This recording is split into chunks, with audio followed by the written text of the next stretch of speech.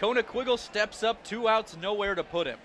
5 hits on the series for Quiggle. 1 swing of the bat to put the series away.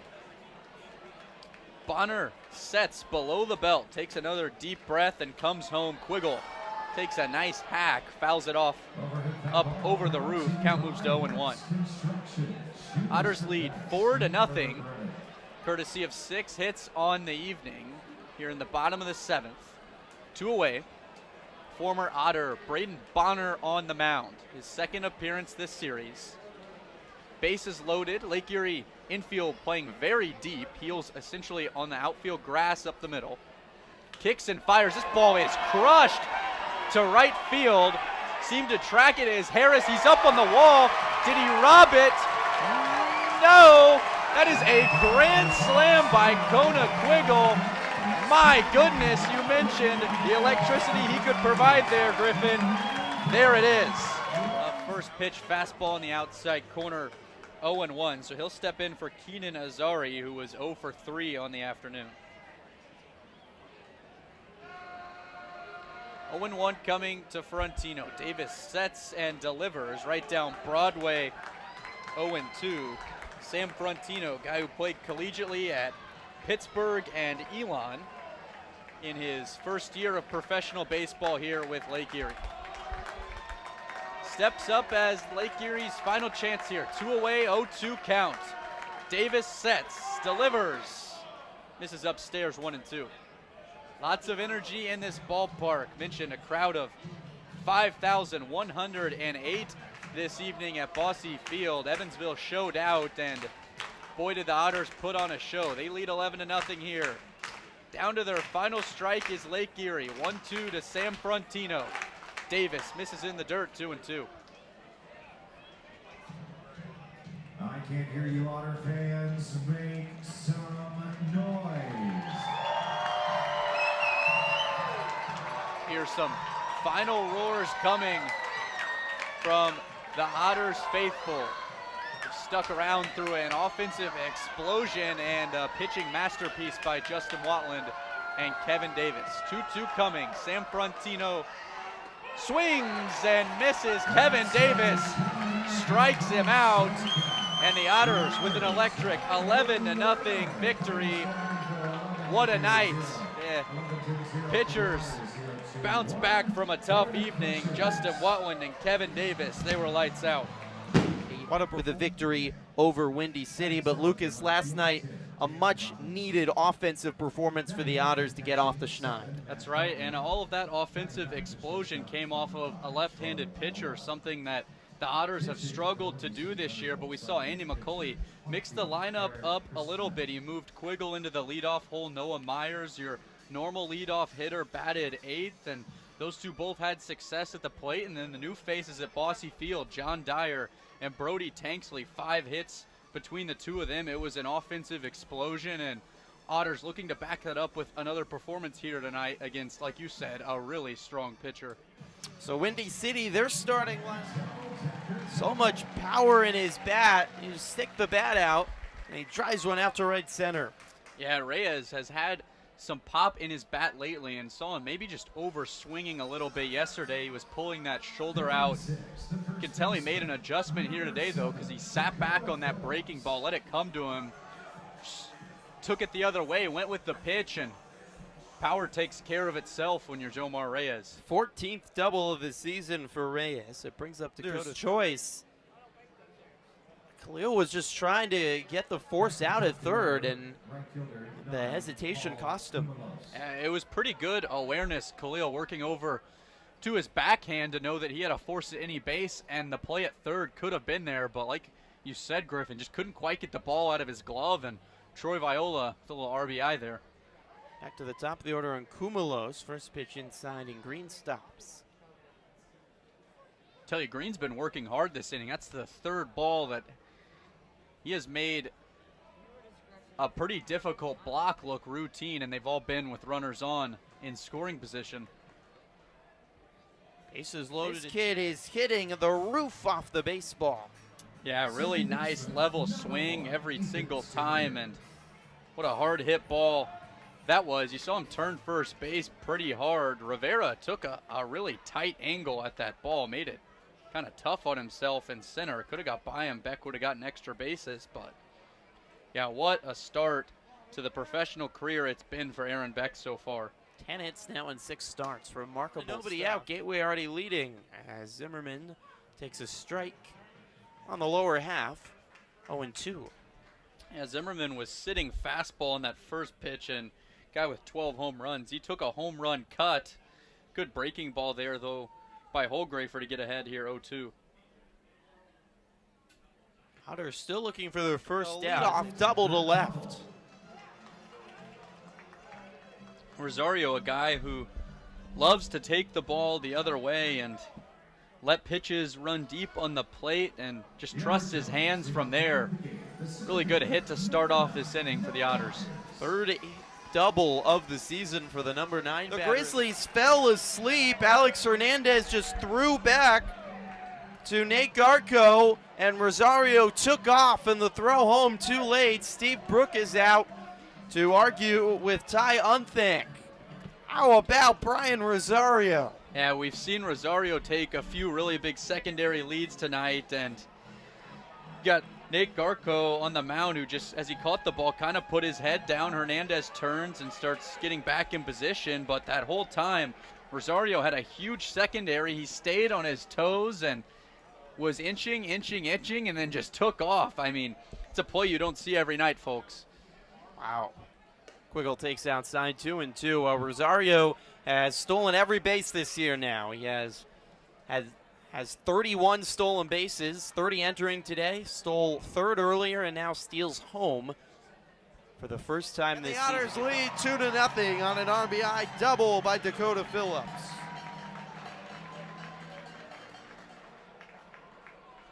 And right there, we see Phillips picking up a left-handed breaking ball so well, was just sitting on it, had his weight back, and drives it out into right field. And how about Dakota Phillips now? 20 RBIs on the season. He was tied for 4th in the league going into tonight. I'd imagine that just moved him likely into 3rd place. Indeed. His 9th of the season.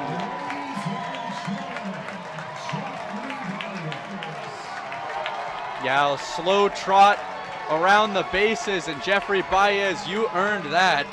Another 5 RBI night for the Otters right fielder. That's 10 RBIs in this 3-game series, and boy, is he hot at the plate right now. Final thoughts, Lucas, before we call it a night. Yeah, a lot of bright spots to look at that maybe you wouldn't expect as an Otters fan. George Khalil, 3 hits. Ethan Skinder, as you mentioned, reaching base 4 times with 4 RBIs. Nice to see Dakota Phillips going again, but I think the story of the night for the Otters is that depth in the bullpen on display once again. We saw Hunter Cloak with 4 strikeouts in his 2 innings of work. Eric Fago still perfect on the year in regards to no earned runs allowed, and John Beamer finishing things off. Certainly nice for the Otters coaching staff to know how many arms they have to work with here in 2023. All Otters tonight. They win. Go back to Bossy Field. Otters lead 5-0 here as we head to the top of the 4th. Tim Holgrafer out for his 4th inning of work. Tim, ace for the Otters, 2.88 ERA, 6-3 record, but hasn't recorded a win in the win column since June 21st. No decisions in 2 of his last 3 starts. They had that weird over 2-week break with the start on the road at Lake Erie, and then the All-Star break, not going on the first road trip because of the All-Star break, and then the start this Tuesday, but kind of a chance now to get back in a groove for the second half of the season. Had a really good start to his last outing, just couldn't finish it. That has to be the goal today for Holdgrafer through 3 shutout. Well, he is moving and grooving today. First pitch taken down the middle for a strike by Jalen Smith. Counts 0-1. Has to help now. You have a high dose of run support with 5 runs put on the board by the Otters. 0-1 to Smith. Breaking ball, catches the outside corner. 0-2, a really comfortable situation to pitch in here as a seemingly deflated Grays team after that last half inning in the field trails 5-0. 0-2, swung on and missed. Holgrafer strikes out Smith, and there's one away. I don't see Holgrafer go to the fastball a lot for a strikeout, but 90 miles per hour is right on the hands. Tough pitch to hit. Yeah, really good location, down and in, just inside the plate. And like you said, Griffin, in on the hands of Smith. Couldn't resist. Down 0-2 there, got to try to battle it off. Great pitch made by Tim. We'll bring up Manny Garcia, Gray's left fielder. First pitch, fouled back off the netting, 1-0.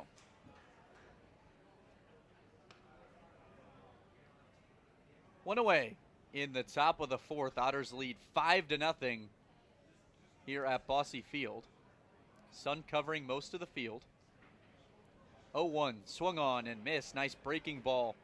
Fell off the table. 0-2. See Tim now established all three pitches, and they are working just as he would like. Garcia, well aware of that. He takes his timeout and settles back in.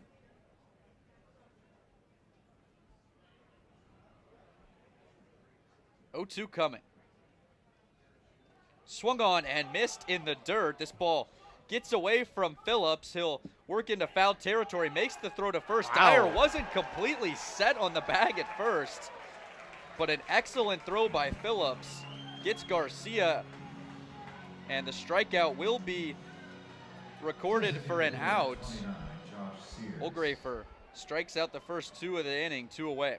I thought once that ball caught by Phillips, he'd have no chance. It rolled halfway in front of the Gray's dugout, but what a play by Phillips to get over there, and then a rocket of a throw to somehow beat Garcia. We'll bring up Josh Sears. First pitch taken for a strike, 0-1. Dyer, like I said, made a late break to first base. I think he thought it was going to be a very tough play by Phillips, but he didn't anticipate the throw being made, able to set his feet awkwardly to make the catch. 0-1 to Sears. Check swing back to the pitcher, Holgrafer.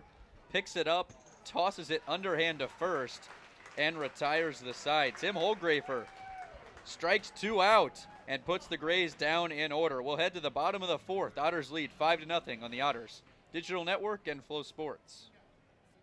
It's Gateway, Schaumburg, Evansville, and everyone else way, way back with losing records. First pitch swung on and missed by Quiggle, 0-1. Lots of teams in the East Division have come to life as of late, and it's led to some entertaining baseball in the Frontier League. Griffin talked yesterday a lot about how many players Tri-City has added, really trying to put the pieces of the puzzle together here in the second half.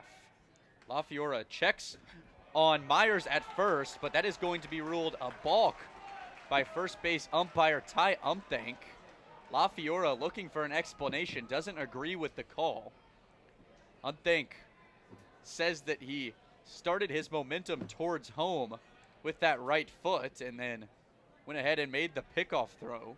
So the Otters will get a runner in scoring position here with nobody out. I didn't see it either, to be honest, Lucas, but it's a nice break for the Otters looking to add some more runs in the third. 0-1 to Kona Quiggle.